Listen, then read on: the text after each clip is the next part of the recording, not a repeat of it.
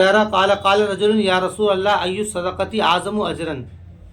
ابو ہریرہ کہتے ہیں ایک آدمی نے عرض کیا یا رسول اللہ کون سا صدقہ زیادہ بڑا ہے اجر کے اعتبار سے؟ خرچ کرنے کے متعلق کیا کیا فضیلتیں ہو سکتی ہیں اور کیا کیا طریقے ہیں خرچ کرنے کے، اور صدقہ کرنا کس شخص کے لیے ہے، کیا حالت ہو، یہ اس میں روایت میں واضح کیا ہے۔ آپ نے فرمایا ان تصدق وانت صحیح شحیح، کہ تو صدقہ کر اس حال میں کہ تو صحیح ہو۔ پہلی شرط یہ ذکر کی ہے کہ جو آدمی خرچ کرنے والا ہو وہ صحیح ہونا چاہیے۔ صحیح ہونے سے مراد یہ ہے کہ وہ مطلب تندرست ہو، مضبوط ہو، وہ مرنے کے قریب نہ ہو۔ صحیح کا مطلب کیا ہے کہ وہ مرنے کے قریب نہ ہو، ایسا نہ ہو کہ وہ مرنے کے قریب ہے، بیمار ہے۔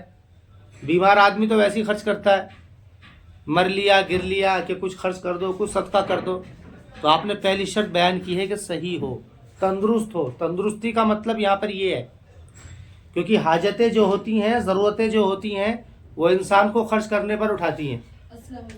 حاجتیں ضرورتیں انسان کو خرچ کرنے پر اٹھاتی ہیں۔ تو آپ نے فرمایا کہ پہلی بات یہ ہے کہ تو صحیح ہونا چاہیے، تندرست ہو۔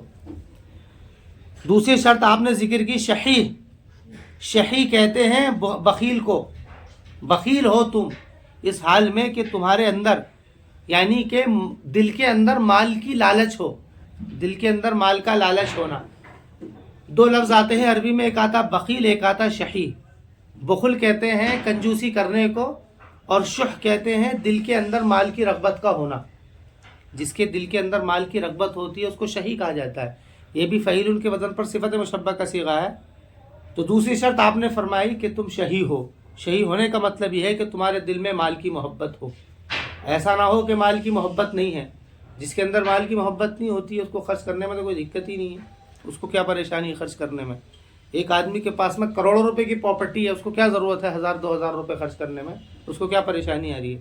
ہاں کروڑوں والا اگر لاکھوں سے زیادہ خرچ کرے تو مسئلہ ہے، یا جس آدمی کے پاس میں 100 روپے ہوں وہ جا کر کے 10 روپے خرچ کر رہا ہے تو مسئلہ ہے۔ تو آپ نے فرمایا دوسری شرط آپ نے ذکر کری کہ تم شحیح ہو، یعنی تمہارے دل کے اندر اس مال کی محبت ہونی چاہیے۔ تیسری شرط آپ نے ذکر کی تخشى الفقر، اور تم فقر سے ڈرتے ہو۔ ایک آدمی کے پاس 100 روپے ہیں، وہ اگر 100 روپے میں 90 روپے 99 روپے خرچ کرے گا تو اس کو تو فقیر ہونے کا ڈر ہوگا۔ یعنی اتنا مال تم خرچ کر رہے ہو جس میں تمہیں یہ ڈر لگنے لگے کہ میں حاجت مند ہو جاؤں گا، کہ تم اتنا مال، یہ مال کی مقدار کی طرف اشارہ ہے کہ مال کی اتنی مقدار خرچ کرو کہ جس مقدار کے خرچ کرنے میں تمہیں یہ لگنے لگے کہ میں اب خود ضرورت مند ہو جاؤں گا۔ آدمی کے پاس میں 1000-2000 روپے ہیں، وہ اگر 150 روپے خرچ کر رہا ہے تو اس کو کوئی ڈر تھوڑی لگے گا فقر میں۔ 150 روپے تو آدمی ویسے بھی خرچ کر دیتا ہے۔ تو آپ نے فرمایا تیسری شرط یہ ہے کہ اتنا مال خرچ کرو کہ جس سے تمہیں ڈر لگنے لگے کہ میں فقیر ہو جاؤں گا، تخشى الفقر، اور تم فقر سے ڈرتے ہو۔ چوتھی شرط آپ نے ذکر کی وتأمل الغنى، اور تمہارے اندر مالداری کی لالچ ہو۔ عمل سے بنا ہے، اس کے معنی آتے ہیں لالچی ہونا، اور تمہارے اندر مال کا لالچ ہو۔ ایک آدمی کو یہ تو ڈر لگ رہا ہے کہ میں فقیر ہو جاؤں گا، لیکن اس کو مالداری کی، اس کے اندر اس کو یہ تو پتا ہے کہ میں نے اگر یہ مال دے دیا تو میرے پاس کچھ نہیں بچے گا، لیکن اس کے اندر مال کی رغبت نہیں ہے۔ مال کی رغبت کا مطلب یہ ہے کہ وہ چاہتا ہی نہیں ہے کہ میرے پاس میں مال بڑھے۔ اس کو پتا ہے کہ میرا آخری ٹائم آ رہا ہے، میں کیا کروں گا مال کما کر کے اور جمع کر کے کیا کروں گا، میرا آخری ٹائم آ رہا ہے، بچے ہی کھائیں گے، اس لیے جتنا ہے سارا پیسہ مدرسے میں پہنچا دو، مسجد میں پہنچا دو، یا کسی ضرورت مند کو دے دو۔ تو اس کے اندر تو ذرہ برابر بھی مالدار ہونے کی رغبت ہی نہیں ہے۔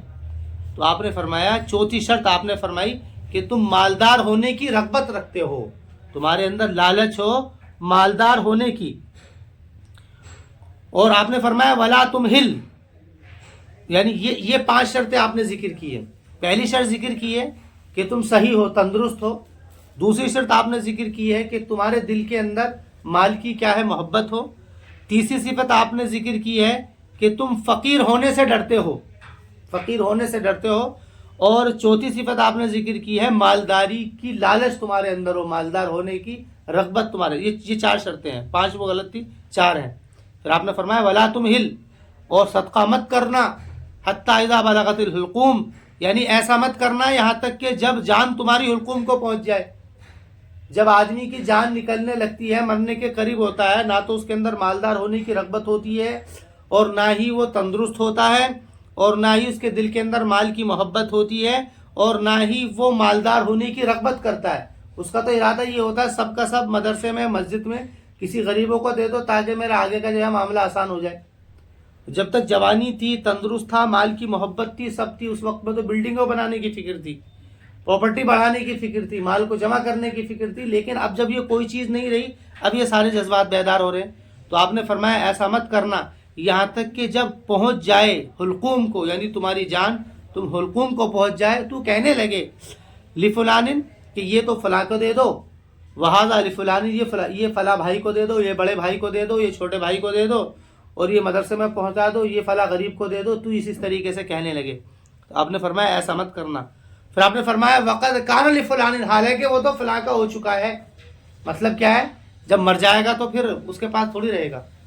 ارے جو مال اس نے کما کر کے رکھا ہے ساری زندگی، وہ اس کو قبر میں تھوڑی لے کر کے جائے گا. مر جائے گا تو وہ تو دوسرے کا ہو ہی جائے گا.